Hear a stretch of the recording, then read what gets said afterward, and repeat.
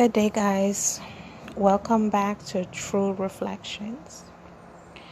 So, today I just wanted to touch on the importance of teaching your kids or a trusted family member or friend the nature of your business.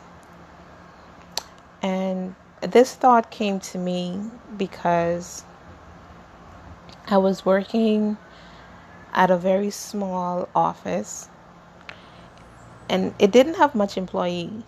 I guess you can say that I was the only employee.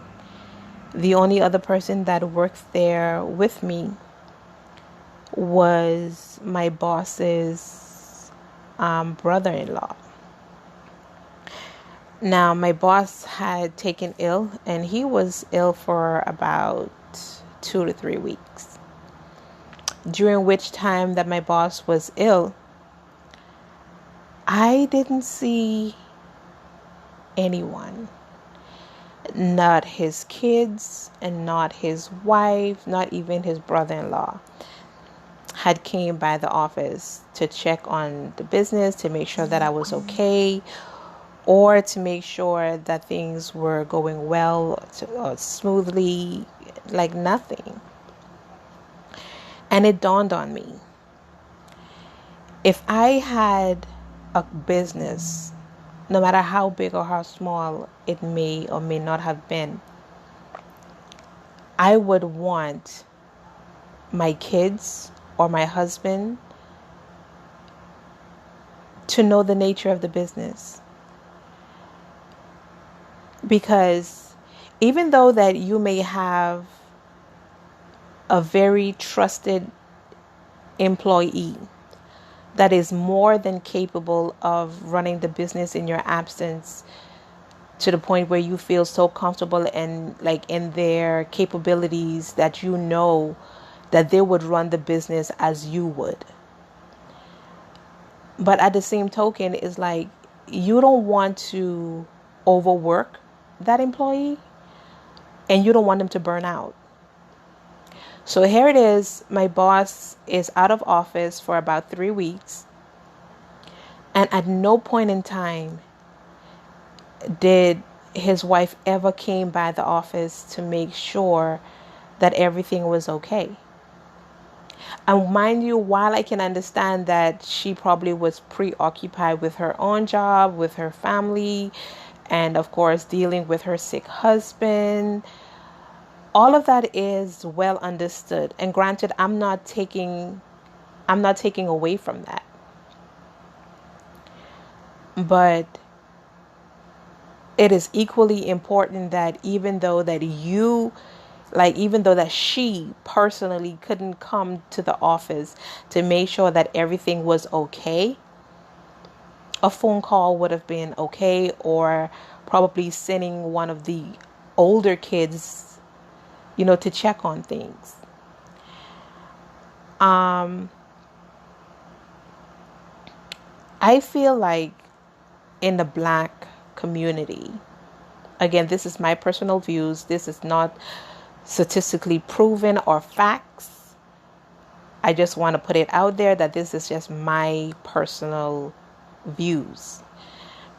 Generally in the Black community, I don't think many Black-owned businesses teach their kids how to manage and how to run the business that they're benefiting from. Oftentimes, it's more likely that you'll find like in the white community where the owner of the business is training their children how to run the business, how to manage the business, in the event that if anything were to happen to them, that business will still be run effectively. And whilst your children are kids, they are their own persons, they are their own individuals, And yes, they have their own hopes, their own dreams, and their own aspirations that they may want to pursue. And whilst we are supporting their aspirations into what it is that they want to become or what they want to pursue in life, in the meantime, I feel like it is a very important step, a necessity, to have them work with you in the business that you already established so they can have a basic understanding as to how to manage their business, or if they were put in a managerial position so they can, already have an understanding as to how to do it. You can look at it as a training factor, you know. During the summer vacations, you can probably have them work at your establishment, whether you choose to pay them the same equal pay as the other employees, or just to have them there as an intern, or just to give them some type of stipend, just to keep them motivated and wanting to come back to work with you. But at the end of the day, the overall experience of learning the business and managing the business and, just learning the business itself, it is such a great thing. God forbid, if my boss had died while he was sick, then his business would have been closed. It would have been closed because he did everything. Whilst I was able to keep the doors open and, to do the bare minimum of what we offered, of the services that we offered at that time, all of the more important aspects of the business and the more important services that he offered, he was the only person that could have done it. And eventually, God forbid, if he had passed on, that business would have been closed because his wife doesn't know the nature of the business. His wife don't know how to do anything in regards to the business. None of his kids knew how to, as simple as balancing the books. So you have to look at it as that. When you are starting a business, you are starting a legacy, and you would want for that legacy to continue in your absence for generations to come. How can you do it if no one in your immediate family knows how to do what you are doing? They are benefiting from a business that keeps a shelter over their heads, clothes on their backs, shoes on their feet, food on their table. All they know is that they are benefiting from this business, but don't know the aspect of the business itself. And I feel for those of you that has these small businesses or even has these major businesses and is not taking the time to educate your kids on how to manage and run the business, I feel like it is such a great disservice to them. They can do it part-time. It don't have to be a full-time thing. They can do it part-time. They can do it on their free time whilst pursuing their aspirations. So I just wanted to touch bases on that, because for the whole time, again, I saw no one. And I was starting to feel overworked. I started to burn out. I had my own family that by the time I got off work, because I opened the store, I opened the office, and I closed it.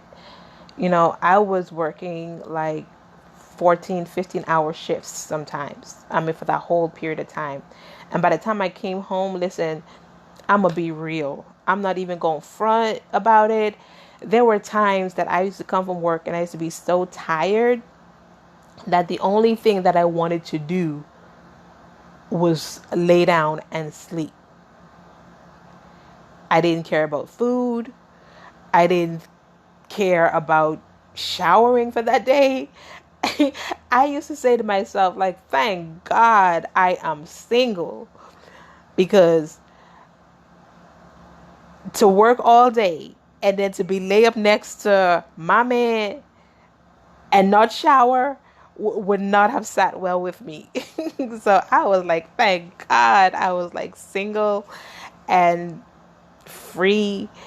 So I could have do it. I could have do that. I could have just come home and just climb into my bed and not shower if I wanted to, or whatever the case was. Because there were days that I would be so tired, like literally like a zombie, dead on my feet, and the only thing I wanted was my bed. And there were days where I would fall asleep in a towel because I would be so tired. I'd be like, you know what, I'm just going to lay down and rest for a bit, and get up and go shower and get something to eat, and I would be knocked out before I even knew what hit me. So you don't want to burn out your employees. You don't want to overwork them. And whilst the extra money was good and it was needed, it was important for me to spend time with my daughter. Because I was working these long shifts in the absence of my boss, I had my daughter staying at my aunt's house, and I would go days and never see her. I would just simply hear her voice on the phone or whatever. I wasn't able to, spend time with her, watching her favorite shows or playing dolls with her or reading to her or coloring with her. I wasn't able to spend any time with her at all, at all. And there were times that I was too tired to even, stop at my aunt's house just to check up on her, because I was just so burnt out, So if his wife or one of his kids knew how to